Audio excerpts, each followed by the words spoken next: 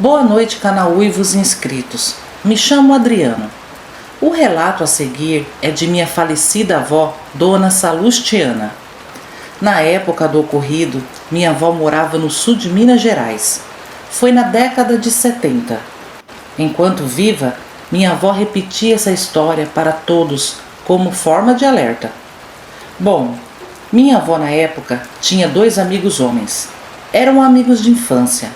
Um deles, o Tião, era compadre de fogueira, um costume da época. O outro amigo era o Jeremias, aqueles amigos que aparecia e desaparecia de tempos em tempos. Quando os 3 se encontravam, logo formavam uma roda de amigos com mais alguns conhecidos da vizinhança e passavam horas contando causos de assombração. Certo dia, no meio de uma dessas conversas, Jeremias puxou o assunto sobre lobisomem. E o compadre Tião começou a retrucar, dizendo que acreditava em tudo, menos em lobisomem. Então Jeremias ficou bravo e falou: "Olha, Tião, eu não brinco com essas coisas não, viu, homem? Eu sei como faz para se transformar. Se você quiser, eu te ensino." Tião caiu na gargalhada e respondeu: "Ah, essa, bichão? Pois me ensina que eu quero ver." Todos ficaram atentos quando Jeremias se levantou e começou a ensinar. É assim, gente, em 3 madrugadas de quinta para sexta, se for lua cheia melhor ainda, vá até um lugar ermo que tem uma encruzilhada. Fique bem no meio dela, arranque toda a sua roupa e reze 3 vezes o Pai Nosso com a Ave Maria e o Crê em Deus Pai de trás para frente. Aí você vai virar o bicho. Minha avó ficou com muito medo e fez o sinal da cruz. Mas Tião continuava a rir e duvidando falou: "Vixe Maria, quanta baboseira!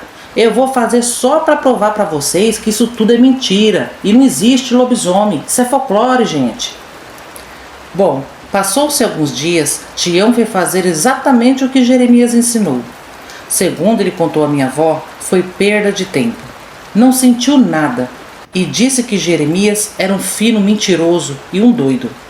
Minha avó disse para ele deixar isso para lá, que nem todo mundo era obrigado a acreditar, mas tinha que respeitar. Mas Tião era teimoso feito um jegue e falou que ia tentar novamente. Em outra madrugada de lua cheia, lá foi Tião para a encruzilhada. Ao final das rezas, disse que começou a sentir seu corpo estranho, um peso sobre as costas. Os ossos começaram a doer e dar pequenos estalos. Quando ele olhou para seu braço, deu um grito de pavor. Os pelos haviam triplicado e crescido absurdamente. Nesse instante, Tião deu outro grito: "Valei-me, minha Nossa Senhora!" e saiu correndo desembestado rumo à sua casa. Tião contou à minha avó que quanto mais corria, o caminho ia ficando longo. Suas pernas iam pesando e ele sentia que algo vinha correndo atrás dele. Em certa altura da estrada, Tião foi surpreendido com uma voz tenebrosa que falou: "Tu só se livrou porque chamou por aquela mulher." No caso, Nossa Senhora, né? Aí sim que Tião correu feito doido. Quando chegou em casa, se olhou no espelho e graças a Deus não tinha mais pelos. Passou a noite chorando, rezando e pedindo perdão a Deus por ter feito aquela brincadeira. No dia seguinte foi contar para minha avó. Estava pálido, com semblante de muito medo. Minha avó disse que a voz que Tião ouviu foi do próprio diabo. Desde então, Tião perdeu a alegria de viver. Deixou de ser um rapaz brincalhão, se tornou sério e carrancudo.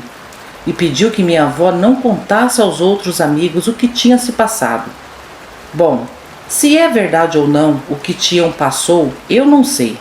Mas minha avó sempre contou esse caso com muita seriedade e em tom de alerta, para a gente nunca desafiar o que não conhece. Obrigado e boa noite. Olá, inscritos do canal Uivos. Me chamo Laura. Atualmente moro em Goiás.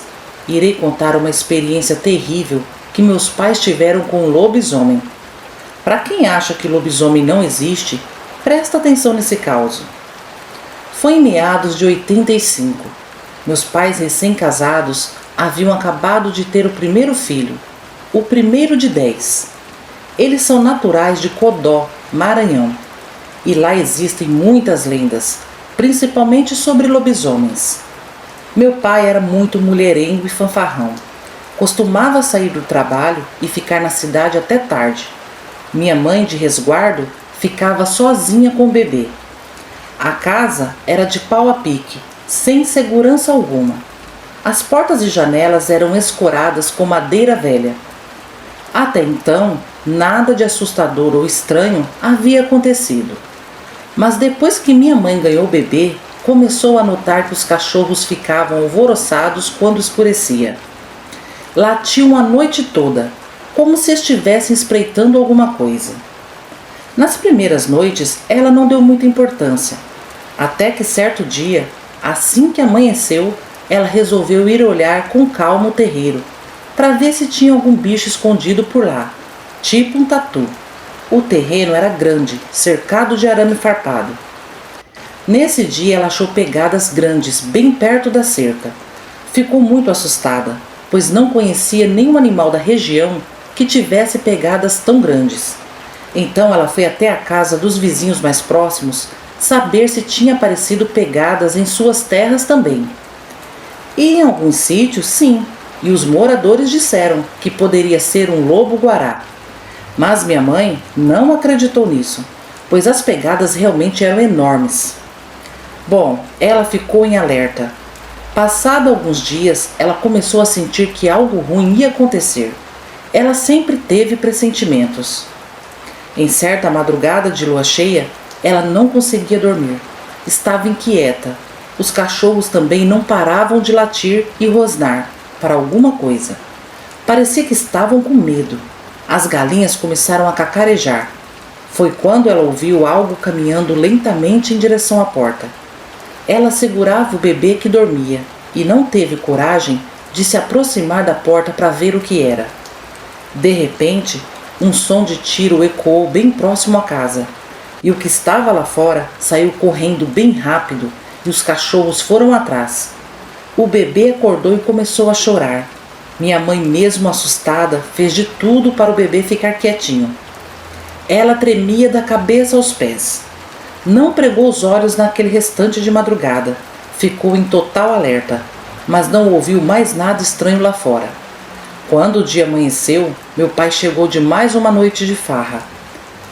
Minha mãe, transtornada, discutiu com ele e falou que algum bicho tentou atacar ela e o bebê, e que se não fosse um vizinho que havia atirado para cima, eles estariam mortos naquela hora. Meu pai ficou muito arrependido de suas atitudes e prometeu à minha mãe nunca mais passar a noite fora. A partir daquele dia, meu pai passou a chegar em casa por volta das 18 horas. Na sexta-feira seguinte, ele chegou, jantaram, apagaram a lamparina e iam se preparando para dormir, quando ouviram passos rodeando a casa novamente. Os cachorros começaram a espreitar a coisa. Meu pai se levantou e começou a olhar pelas frestas das paredes, mas não dava para ver muito lá fora, e aquilo ficou horas rodeando a casa e andando pelo terreiro. No outro dia, conversando com o vizinho, o mesmo disse que durante a madrugada algum bicho estava perturbando na sua casa também, e que arranhava as paredes, querendo arrancar o barro. Só que ele tinha arma, e aconselhou meu pai a arrumar uma também. Meu pai, muito bravo, disse que ia pegar o bicho que estava fazendo aquilo naquela mesma noite. Uma das cadelas que meus pais criavam estava prenha, e meu pai suspeitava que era por causa disso que o bicho estava rodeando a casa, mas também não descartou a hipótese da besta querer pegar o bebê. Quando anoiteceu, meu pai mandou minha mãe ir deitar com o bebê e fazer o possível para ele não chorar. Meu pai sentou na cozinha em silêncio e ficou aguardando. Com uma lanterna e uma espingarda em mãos, estava disposto a dar um fim naquela criatura. Por volta da meia-noite, os passos começaram a se aproximar da casa. Pelo barulho, parecia ser um bicho grande e pesado. Meu pai confessa que sentiu muito medo, mas mesmo assim ficou de tocaia olhando pelas frestas. Foi quando a criatura se revelou aos seus olhos. Estava em pé, parada no meio do terreiro. Meu pai se arrepiou todo e não podia acreditar no que via. Aquela criatura era uma mistura de homem, cachorro e cavalo. Era enorme e todo coberto de pelos longos e pretos. Tinha braços compridos, unhas e orelhas grandes, e seus olhos eram amarelos reluzentes. Meu pai conta que sentiu tanto medo daquela criatura que quase não deu conta de atirar. Ele tremia tanto que não conseguia mirar no lobisomem. Então ele colocou o cano da espingarda por uma fresta e atirou a esmo. Com o tiro, o lobisomem se assustou e saiu correndo, pulando a cerca e se embreando na mata. No dia seguinte, o vizinho foi até a casa dos meus pais, pois havia ouvido o tiro na madrugada. Conversando, os dois começaram a suspeitar que o lobisomem poderia ser um senhor de idade que morava ali nas redondezas e era muito esquisito. E de fato, o velho era muito estranho mesmo. E para piorar as suspeitas, no mesmo dia o velho foi até a casa dos meus pais e pediu um pouco de pó de café emprestado. O mais estranho de tudo isso é que aquele velho nunca tinha ido na casa dos meus pais, nunca deu bom dia ou boa tarde. Meu pai tinha certeza que o velho foi lá sondar se ele havia descoberto seu segredo. O fato é que esse velho sumiu, abandonou a casa com seus pertences. E desde então, esse lobisomem também sumiu. Meus pais têm certeza que era o velho e que ele estava tramando para pegar ou os filhotes da cadela ou o bebê da minha mãe. Agatha, esse relato é verídico. Meus pais contam até hoje, tintim por tintim. Obrigada por narrar meu relato e boa noite. Olá, canauivos, me chamo Gilson. Essa é a história de um senhor amigo meu, o senhor José. Bom, seu Zé é uma figura, um senhor muito gente boa, vindo do interior para a capital já com certa idade, porém muito lúcido e extrovertido. Com seus cabelos grisalhos, junto aos seus óculos tipo corujão, lhe dava um aspecto de sábio, cabra macho, sisudo. Mas na realidade ele não era assim. Era uma pessoa bem brincalhona e de alegria contagiante. Adorava contar piadas e histórias dos seus tempos, como morador do interior de São Paulo. E em certa ocasião ele me contou este caso ocorrido com ele, lá na região de Araçatuba. Na época era uma região de bastante mato, e seu Zé morava numa casinha simples, relativamente longe de tudo. Morava com sua esposa, Dona Cecília. Tinham alguns animais, uma pequena plantação e ainda não tinham filhos. Certa noite, seu Zé voltava de um bar à beira da estrada para sua casa, após um estafante dia de trabalho e onde momentos antes encontrara amigos e ficar até mais tarde jogando conversa fora entre animadas partidas de dominó. Ele sempre enfatizou que não gostava de beber e, conhecendo o homem, tudo parecia crer que era assim mesmo. Dizia isso porque sempre que contava essa história, zombavam dele, dizendo que ele tinha tomado umas biritas e tinha visto coisas. Porém, como eu disse, seu Zé era abstêmio. Segundo ele, a certa hora da noite, o dono do bar baixou as portas, mas permaneceram lá, jogando por mais algum tempo, até que todos resolveram ir embora. Seu Zé saiu do bar tarde da noite e se encaminhou em direção à sua propriedade. Não era de madrugada, mas também não era cedo. Para ir embora, ele seguia por uma estrada com mata-burro e muito mato. Pegou a estrada com mais 3 amigos, que foram ficando pelo caminho, se desviando em direção às suas casas. Alguns pegando atalhos que haviam por ali através do denso matagal. Mas seu Zé não gostava desses atalhos. Não se sentia seguro, pegando estes caminhos, e preferia sempre estar na estrada principal, mesmo sendo o caminho mais longo. Pois bem, já há algum tempo seguindo sozinho, faltando pouco para chegar em casa, ouviu um barulho no mato, um barulho que vinha logo atrás e vinha rápido. Achando que fosse um animal qualquer, ele apertou o passo, acreditando que a qualquer momento aquele animal passaria por ele. Mas estranhamente não passava, e veio a sensação de que ele estava sendo seguido. Então ao seu lado, a mais ou menos uns 5 metros, apareceu um animal. No início não sabia identificar direito, mas parecia um grande cão preto. Então ele começou a ficar preocupado. Pegou algumas pedras no chão e começou a arremessá-las na direção do bicho, na tentativa de afugentá-lo. Errou a maioria, mas acertou algumas. Contudo, o animal não se incomodou. As pedras não fizeram efeito algum, o que ele achou muito estranho. O medo bateu de vez e ele se pôs a correr. Correu como nunca e senti que o bicho estava em seu encalço. Quase pega, mas não pega. A certa altura, seu Zé se encheu de coragem e olhou para trás, e jurava que viu o bicho correndo como se fosse gente, apenas com as patas de trás, e segundo ele, o ser era bem estranho e peludo, fazia um barulho estranho ao correr. Seu Zé encheu os pulmões de ar e sebo nas canelas. Finalmente chegou em casa. Correu rápido para os fundos, em meio aos animais no quintal, onde o acesso à sua casa era mais fácil. Entrou correndo, trancou a porta e correu até a janela para observar pelas frestas. E viu de novo o que, segundo ele, era uma pessoa muito peluda, com cara de lobo e de focinho longo, vagando pelo seu quintal. Para ele, claramente um lobisomem. Disse-me que o monstro aparentemente o seguiu até a porta de sua casa. Mas assim que ele a trancou, o lobisomem andou pelo quintal, se esgueirou até parar sorrateiro, soltando grunhidos e olhando direto para a porta.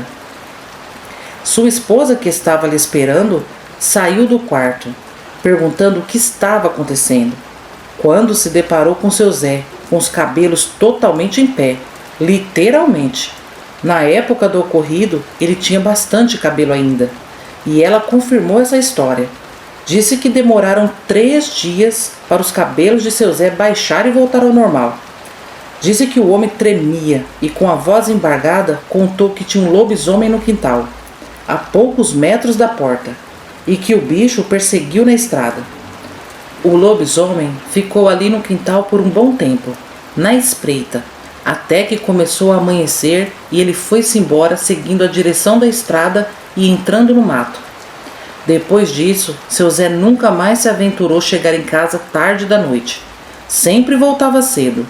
Ele contava essa história sem pôr nem tirar uma vírgula. Jurava que havia sido perseguido por um lobisomem. E, de fato, muitas histórias como essa eram relatadas por pessoas da região naquela época. Histórias de perseguições, avistamentos de um bicho grande e peludo, que por um bom tempo aterrorizou a região. Apesar de muitos amigos de seu Zé tirarem sarro, dizendo que provavelmente era um tatu ou coisa assim. Mas ele sabia bem a verdade, pois para ele foi tudo muito real. E eu acredito na história de seu Zé. Obrigado, Ágata, por narrar o meu relato. Boa noite. Família Uivos, esses foram os relatos de hoje. Eu espero que vocês gostem. Vamos aos salves de hoje? O último, né? Antes de 2025. Vai um salve todo especial para Vanessa Pereira da Silva, Gonzaga Luiz, Divina da Silva, José Carlos, Eliane Nascimento, Fernando Henrique Fer, Isabel Lima, Maria José, Rosemary Ramos, Iraci Souto, Orlando Alcovias, Evaldo Ribas, Rosana Souza, Ângelo Augusto da Silva, Alcélia Araújo, Ana, Adria Costa, Simone Fagundes, Simone Lima, Neia Oliveira, Jorge Capella, Joana Santos Saraiva, Jonas Luiz, Andy da Itália, Nilce do Lago, Guilherme Martins, Velda, Ana Cristina Mendonça, Dayana Mendonça, Rosângela Mendonça, Priscila Silva, Paula Pereira Melo, Zuleide Fonseca, Márcia Teles, Tânia Tomico, Alaísa Silva, Camila Urana, Eliezer Gonçalves, Bárbara Dias, Ana Paula Mendes, Suzane Palim, João Passoni, Ana Paula Oliveira, Lúcia Iara, Cristiane Martins, Fabiana Ferreira, Cristina Mimi, Iraci Rodrigues, Karina Alves, Sofia, Rosilda Pereira, Giovânia Lima, Elisandra Cruz, Paulo Vitor e Silva Barbosa. Aos que não citei o nome, recebam um salve também com todo o meu carinho, tá ok? Antes de terminar esse vídeo, eu deixo aqui os meus votos a todos vocês inscritos. Votos de muita prosperidade, saúde, amor e paz. Que 2025 seja um divisor de águas. Que vocês possam desfrutar de tudo que sonham e buscam. Que Deus venha fazer morada em cada coração. Desejo também que a nossa amizade continue por mais esse ano e outros que virão. Agora eu me despeço de vocês, família, desejando uma ótima noite, um abraço bem apertado da sua amiga Ágata. Boas festas e feliz ano novo, família Uivos. Até sexta-feira. Tchau, tchau!